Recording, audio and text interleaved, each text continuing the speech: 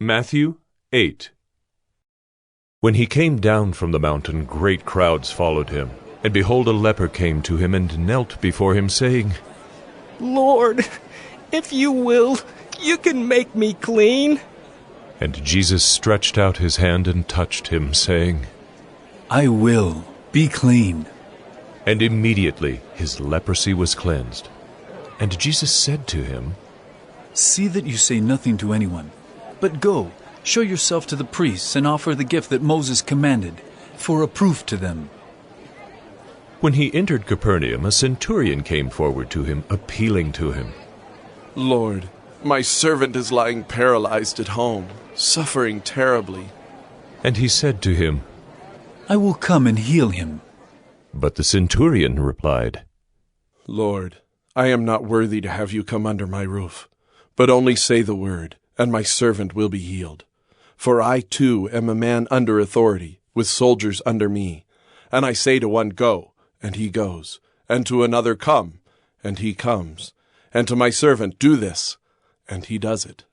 When Jesus heard this, he marveled and said to those who followed him, Truly, I tell you, with no one in Israel have I found such faith.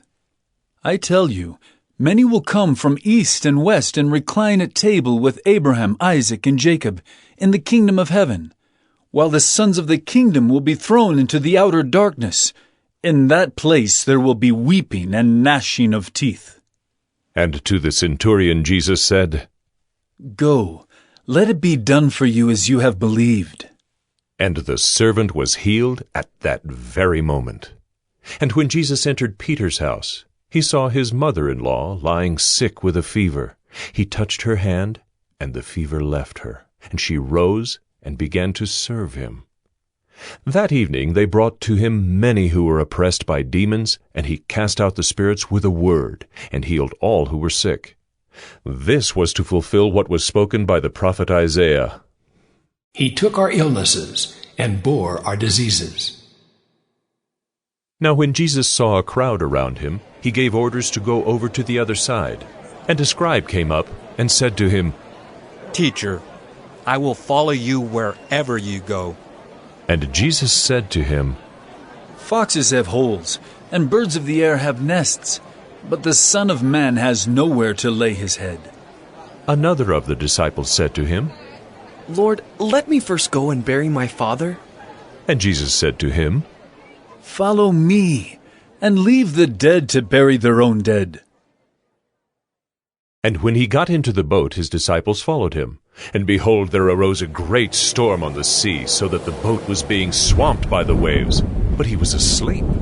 And they went and woke him, saying, Save us, Lord! We are perishing! And he said to them, Why are you afraid, O you of little faith? Then he rose and rebuked the winds and the sea. And there was a great calm. And the men marveled, saying, What sort of man is this, that even winds and sea obey him? And when he came to the other side, to the country of the Gadarenes, 2 demon-possessed men met him, coming out of the tombs, so fierce that no one could pass that way.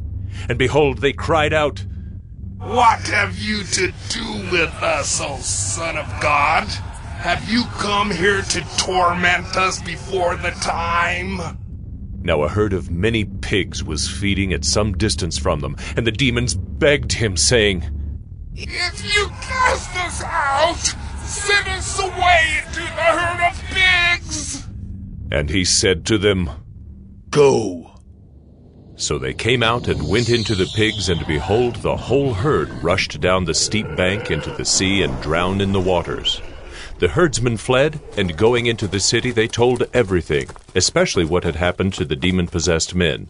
And behold, all the city came out to meet Jesus, and when they saw him, they begged him to leave their region.